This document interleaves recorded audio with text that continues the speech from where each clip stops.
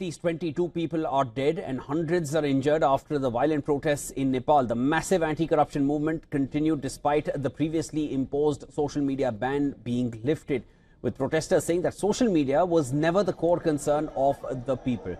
Now, the ensuing violence and the unrest prompted the resignation of Prime Minister KP Sharma Oli.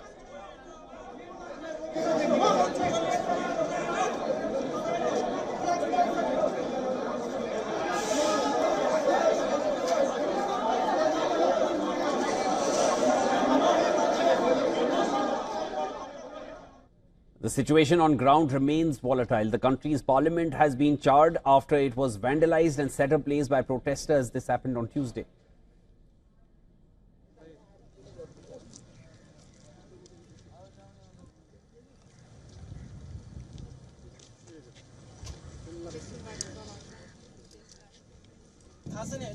Neighboring buildings have also been torched and streets today lay empty.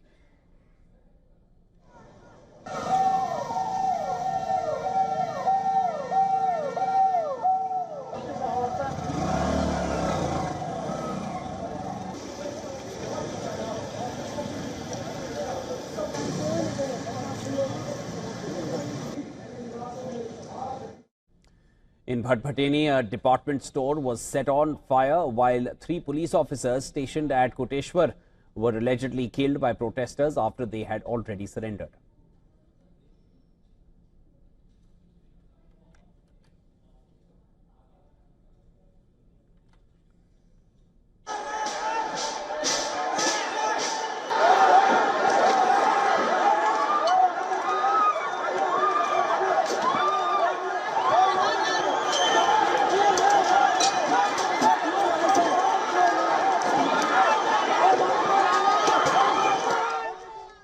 Nepal Army has announced plans to impose prohibitory orders to restore normalcy. So far, over 26 people have been arrested for vandalizing property and looting.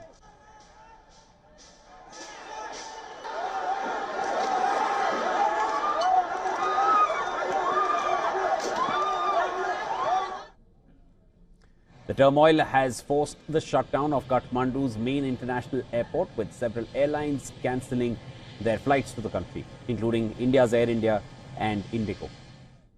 The violent protests are led largely by the country's youth against corruption, nepotism and economic stagnation.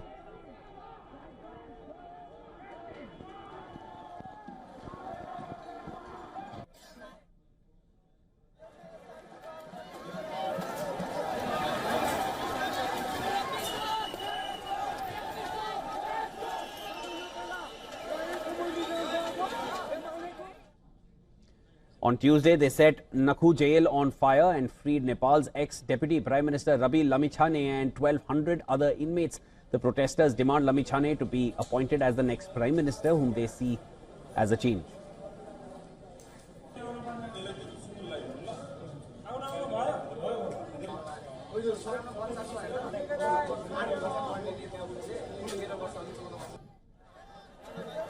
UN Human Rights Chief has termed the incident appalling and has urged authorities to protect the right to peaceful protest and called for an investigation into the deadly crackdown.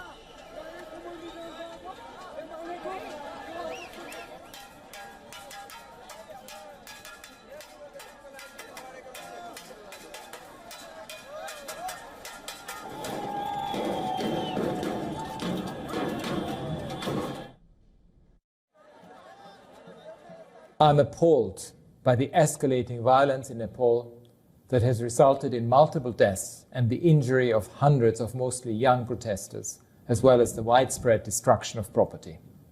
I plead with security forces to exercise utmost restraint and to avoid further such bloodshed and harm. UN Secretary General Antonio Guterres has urged Nepalese authorities to show restraint and seek a constructive path forward. Indian Prime Minister Narendra Modi called for peace in the neighbouring nation while terming the violence heartrending and stressing Nepal's stability as vital to the region.